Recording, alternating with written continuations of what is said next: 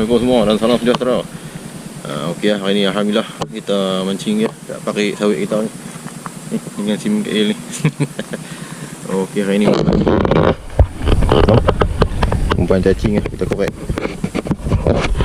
Ni clear hari ni ayah surut ni. Ayah surut kau punya. Betul lah.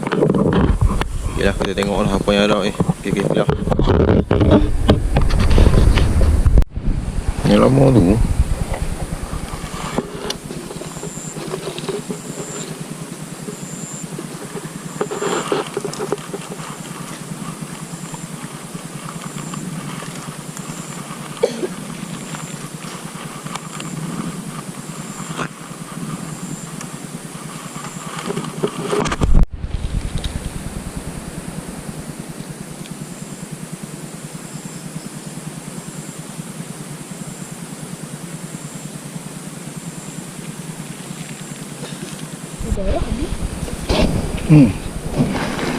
Tu tengok.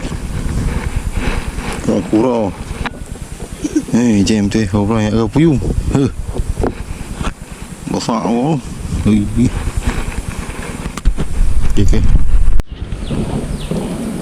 Okey, kita dekat pot lah. Pot tadi tu macam labi dia banyak nampak ya. Pokok. Okey, sini bismillah. Kita pergi sini dulu.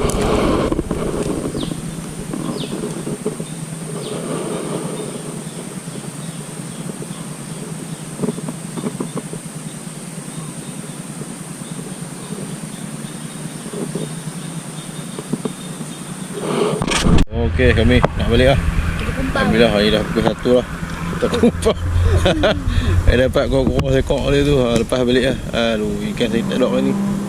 Oh, mana kata ayat surut ni ikan kupang tu. Tengok tu lah nampak gaya ni. Tak ada surut sangat pun. Tapi tu dia. Ikan tak mau makan lah ubah cacing kita hari ni. Okey, tak apalah. Kita balik lah. Naik kali kita main lagi. Okey, jumpa lagi video selanjutnya. Assalamualaikum.